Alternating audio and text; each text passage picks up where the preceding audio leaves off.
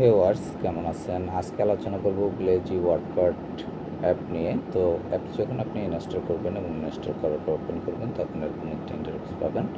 যাই হোক, প্রথমেই আমি অ্যাপটি একটু ডার্ক মোড করে নেব। তো ভিউয়ার্স ডার্ক মোড করে নিলাম। এখন হচ্ছে আমাদের প্রথমে জানার দরকার যে ওয়ার্ডপ্যাড কী। তো ওয়ার্ডপ্যাড হচ্ছে এখানে আপনি কোনো কিছু যদি লিখতে চান, যেমন আমরা কম্পিউটারের এমএস ওয়ার্ডে লিখি, সেগুলো যদি আপনি মোবাইল থেকে এভাবে লিখতে চান, তো সেক্ষেত্রে আপনি মোবাইল থেকে লিখতে পারবেন। এবং লেখার জন্য এখানে যে প্লাস আইকন রয়েছে, সেই প্লাস আইকনে টাচ করবেন এবং প্লাস আইকনে টাচ করলে আপনি এখানে হচ্ছে একটি টাইটেল দিতে পারবেন।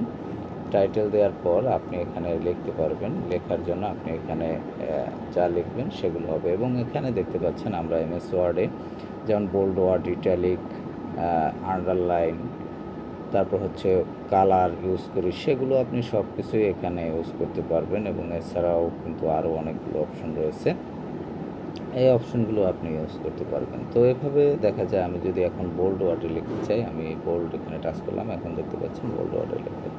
এখন যদি ইটালিক লিখতে চাই তাহলে দেখতে পাচ্ছেন এটি কিন্তু ইটালিক হলো। আন্ডারলাইন লিখতে চাই, এখন কিন্তু দেখতে পাচ্ছেন যে এই লেখার সাথে কিন্তু আন্ডারলাইন হচ্ছে। তো এভাবে কিন্তু আপনি এই ওয়ার্ডপ্যাডটি ইউজ করতে পারবেন। আপনি এমএস ওয়ার্ড যেভাবে ইউজ করেন, আপনি ফোনে জাস্ট এভাবে আপনার হয়তো এমএস ওয়ার্ডের সবগুলো অপশন নেই, কিন্তু আমাদের যে সকল অপশনগুলো বেশি প্রয়োজন সে অপশনগুলো আপনি এখানে পেয়ে যাবেন। তো যাই হোক, এখন চলুন দেখা যাক যে অ্যাপটিতে কী কী ইন্টারফেস রয়েছে, কীভাবে ইউজ করবেন এবং এর সকল বিষয় নিয়ে আলোচনা করব। তো এখানে দেখতে পাচ্ছেন আমরা রয়েছে হোম ইন্টারফেসে। হোম ইন্টারফেসের মধ্যে এখানে প্রথমেই 3 বার অপশন রয়েছে এবং এখানে একটি সার্চ বার রয়েছে। সার্চ বারে এখানে আপনি সার্চ করতে পারবেন আপনার প্রয়োজন অনুযায়ী লিখে। এবং সার্চ বারের পাশে যে 3 বার অপশন রয়েছে, 3 বারে আপনি টাচ করলে এরকম একটি অপশন পাবেন। এবং এখানে দেখতে পাচ্ছেন যে অপশনগুলো রয়েছে, এর মধ্যে হাউ টু ইউজ, এখান থেকে আপনি কীভাবে ইউজ করবেন সে বিষয়টি পেয়ে যাবেন। হাউ টু ইউজ এখানে টাচ করবেন, টাচ করলে এটি লোডিং হবে এবং এটি দেখতে পাচ্ছেন হাউ টু ইউজ, আপনি কীভাবে ইউজ করবেন সে বিষয়ে ডিটেলস কিন্তু এখানে দেওয়া রয়েছে। আপনি এখান থেকে পড়ে নিতে পারবেন বা এখান থেকে পড়ে জেনে নিতে পারবেন যে কীভাবে আপনি এই গ্লেজি ওয়ার্ডপ্যাডটি ইউজ করবেন। তো যাই হোক, এখান থেকে আমি ব্যাক করলাম। এরপর হচ্ছে যে অপশনগুলো রয়েছে এর মধ্যে কন্টাক্ট আস, এখান থেকে তাদের সাথে আপনি কন্ট্যাক্ট করতে পারবেন। শেয়ার, এখান থেকে আপনি শেয়ার করতে পারবেন। রেট, এখান থেকে 5 স্টার রেট দিতে পারবেন। প্রাইভেসি পলিসি, এখান থেকে আপনি অ্যাপটির প্রাইভেসি পলিসি সম্বন্ধে জানতে পারবেন।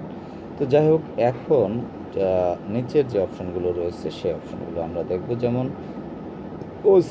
ওসিআর এই অপশনটিতে আপনি স্টার্ট এখানে টাচ করলে অফলাইন, এটি আপনি ফ্রম গ্যালারি অর ক্যামেরা, এখান থেকে আপনি কিন্তু স্ক্যান করে নিতে পারবেন আপনার গ্যালারি অথবা ক্যামেরা থেকে যদি কোনো লেখা থাকে সেগুলো। তারপর হচ্ছে স্পিচ, এখান থেকে আপনি যদি কোনো কিছু, এই অপশনটিতে টাচ করবেন, টাচ করার পর আপনি যদি কোনো কিছু বলেন সেটি আপনার এখানে লেখা হয়ে যাবে।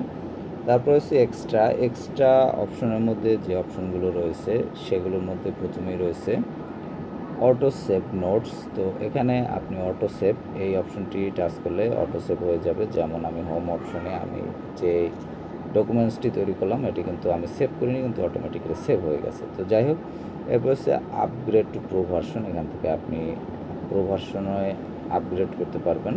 তো এক্ষেত্রে আপনি যদি প্রো ভার্সন ইউজ করেন তাহলে 150 টাকা পার মান্থ এবং ইয়ারলি 750 টাকা, এবং লাইফ টাইমের জন্য আপনার 149 টাকা খরচ হবে। তো এখানে অবশ্য যাই হোক, এখানে 149 টাকা এটা লাইফ টাইম দেখতেছি, কিন্তু এখানে বুঝলাম না যে আপনার লাইফ টাইমে তো টাকা কম দেখতেছি। তো যাই হোক, বিল্ড ইয়ারলি ও বিল্ড, তো এখানে 1 ইয়ারের জন্য 750 টাকা এবং লাইফ টাইমের জন্য 149 টাকা দেওয়া রয়েছে। তো যাই হোক, এটা তাদের কীরকম ইন্টারফেস তারাই ভালো জানে, এখানে যেভাবে দেওয়া রয়েছে আমি সেভাবে বললাম। তো যাই হোক, এভাবে আপনি প্রো ভার্সন ইউজ করতে পারবেন। তারপর হোয়াটস নিউজ এই অপশন থেকে আপনি যে দেখতে পাবেন যে নিউজগুলো রয়েছে, কী নিউজ রয়েছে সেগুলো এখানে দেখতে পাবেন। তারপর রয়েছে ফেভারিট নোটস, এখানে আপনার ফেভারিট নোটসগুলো আপনি যেগুলো ফেভারিটে রাখবেন সেগুলো থাকবে। তারপর রেট দিস অ্যাপ, এখান থেকে রেট দিতে পারবেন। শেয়ার উইথ ফ্রেন্ড, এখান থেকে অ্যাপটি শেয়ার করতে পারবেন। এবং প্রাইভেসি পলিসি, এখান থেকে আপনি অ্যাপের প্রাইভেসি পলিসি সম্বন্ধে জানতে পারবেন। তো যাই হোক, এখন আমরা আবার চলে যাচ্ছি হোম অপশনে ফিরে আসলাম। এখন হচ্ছে আপনি এটি কীভাবে ইউজ করবেন সেই বিষয়ে সম্বন্ধে একদম সম্পূর্ণ আলোচনা করব। তো এখানে যে প্লাস আইকন দেখতে পাচ্ছেন, এখানে প্লাস আইকনে টাচ করলে আপনি এখান থেকে যে কোনো একটি ডকুমেন্ট লেখার জন্য ফাইল ওপেন হবে, এবং ওপেন হওয়ার পর এখানে আপনি একটি টাইটেল দেবেন। যেমন আমি একটি নাম লিখলাম যে হচ্ছে বাংলাদেশ, আমি মনে করেন বাংলাদেশ সম্পর্কে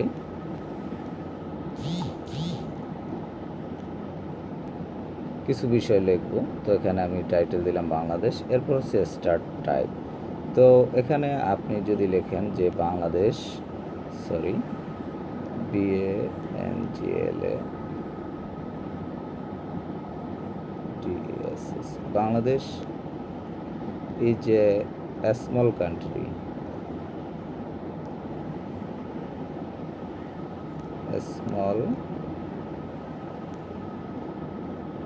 এটি লিখলাম আমি। তো যাই হোক, এখন দেখা যায় আমি বাংলাদেশ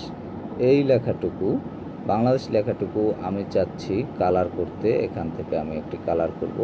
সেক্ষেত্রে আমি এটি কালার করলাম।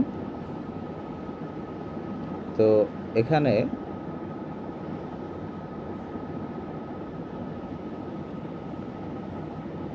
একটু অপেক্ষা করবেন।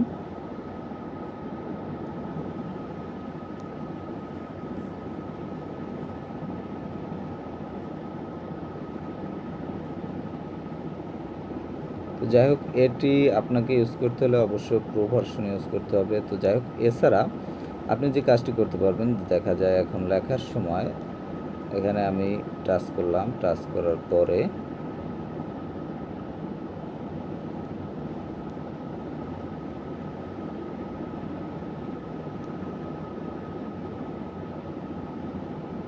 এখানে আমি আবার লিখব। তো আসলাম আবার সেই লেখার ইন্টারফেসে। যাই হোক, এখন আপনি এটি যদি বোল্ড লিখতে চান তাহলে এখানে আমি দেখতে পাচ্ছি না, এখন যা লিখব সব বোল্ড লেটারে চলে আসতেছে। তো যাই হোক, এরপর দেখা যায় আমি যদি কালার করতে চাই সেক্ষেত্রে আমি এখান থেকে কালার সিলেক্ট করলাম। তো কালার করতে হলে আপনাকে এটি প্রো ভার্সন ইউজ করতে হবে। এছাড়া আপনি সবগুলো কিন্তু দেখা যায় ইউজ করতে পারবেন। যেমন এটি বোল্ড দিয়ে দিলাম, এটি বোল্ড হয়ে গেল। তারপর মনে করেন স্মল, এটি আমি ইটালিক দেব, ইটালিক হয়ে গেল। তারপর দেখা যায় কান্ট্রি, এখানে আমার আন্ডারলাইন দেওয়া প্রয়োজন, এখানে আমি টাচ করলাম, আন্ডারলাইন হয়ে গেল। তো এভাবে কিন্তু আপনি এডিট করতে পারবেন আপনার যে কোনো লেখাকে। তারপর এখন দেখা যায় যে এরপরে আপনি যদি চাচ্ছেন যে লেখাগুলো বাম দিকে থাকবে, মিডিলে থাকবে অথবা ডান পাশে থাকবে, সেগুলো পারবেন আপনি এখান থেকে। এই যে 3টি অপশন রয়েছে, এখান থেকে সেই লেখাগুলো আপনি ইউজ করতে পারবেন। যেমন আমি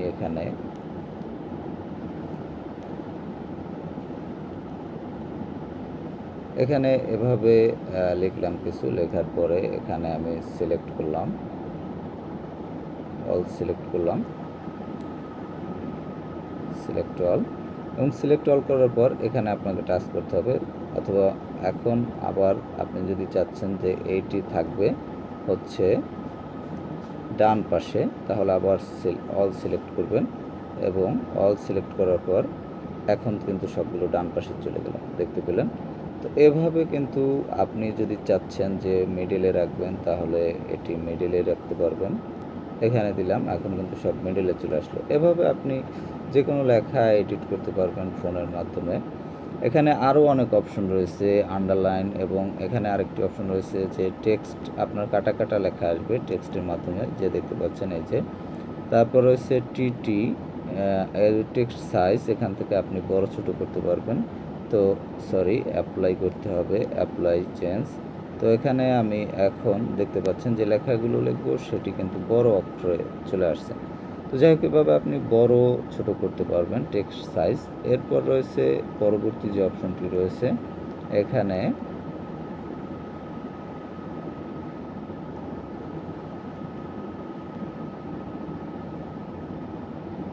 তারপর রয়েছে টেক্সট।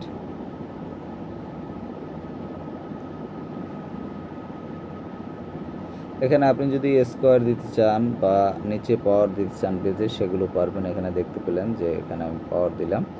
তো যাই হোক, এরপর এখানে আরও অনেকগুলো অপশন রয়েছে। এখানে এই যে স্পেস দিতে পারবেন, ফোঁটা দিয়ে যে লেখাগুলো সেগুলো লিখতে পারবেন আপনি।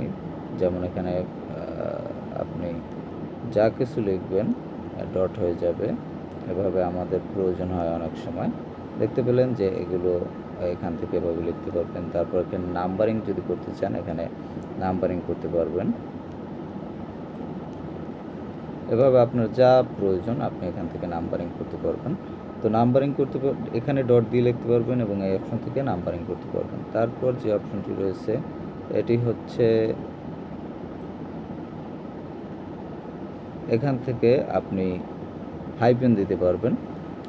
তো যাই হোক, এভাবে কিন্তু এখানে অনেকগুলো অপশন রয়েছে এবং এখানে আরেকটি অপশন রয়েছে ওসিআর অপশন থেকে আপনি সরাসরি ক্যামেরা থেকে যে কোনো লেখা নিতে পারবেন। তো যাই হোক, এখানে ডান অপশন দিতে পারবেন। ডান অপশন দিয়ে এখান থেকে আপনি ডান দিয়ে দিলাম, অথবা ডান দিয়ে এখানে ব্যাক করলাম। ব্যাক করলে এটি কিন্তু অটোমেটিক সেভ হয়ে যাবে। এখানে আমি চলে আসলাম, দেখি এটি লেখাটি উপরে সেভ হয়েছে। তো যাই হোক, এই দেখতে পাচ্ছেন লেখাটি কিন্তু চলে আসলো, সম্পূর্ণ লেখাটি। তো এখানে আপনি এই অপশনের মাধ্যমে এখানে দেখতে পাচ্ছেন যে সাইনটি রয়েছে, এখানে টাচ করে এক্সপোর্ট করতে পারবেন। আপনি এক্সপোর্ট করতে পারবেন, এটি এক্সপোর্ট অ্যাজ পিডিএফ ফাইল হিসেবে এক্সপোর্ট করতে পারবেন, এক্সপোর্ট অ্যাজ টিএসটি। তারপর প্রিন্ট করতে পারবেন, শেয়ার পিডিএফ ফাইল হিসেবে শেয়ার করতে পারবেন, এবং নিচে রয়েছে সেভ অ্যান্ড এক্সিট। আপনি সেভ করতে পারবেন এবং এক্সিট করে দিতে পারবেন। তো যাই হোক, এভাবে কিন্তু আপনি এগুলো এডিট করতে পারবেন। তারপর হচ্ছে, আপনি যদি এই লেখাকে আরও এডিট করতে চান, দেখা যায় এখানে দেখতে পাচ্ছেন একটি পেন টুল। এই অপশনে টাচ করলে আপনার এটি এখানে আপনি আবার লেখার জন্য অপশন পাবেন। তো যাই হোক, এরপর এখানে রয়েছে কপি। এখান থেকে আপনি সম্পূর্ণটি কপি করতে পারবেন। তারপর এখানে যে অপশনটি রয়েছে, এখানে রয়েছে স্পিক।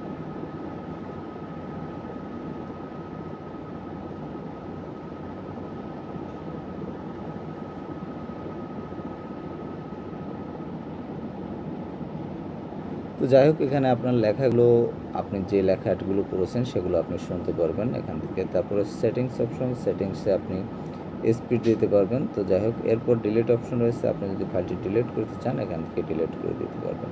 তো যাই হোক, এভাবে আপনি যে কোনো ফাইল তৈরি করতে পারবেন এই ওয়ার্ডপ্যাডের মাধ্যমে। তো ভিউয়ার্স, আপনারা বুঝতে পারছেন যে ওয়ার্ডপ্যাড জিনিসটা কী।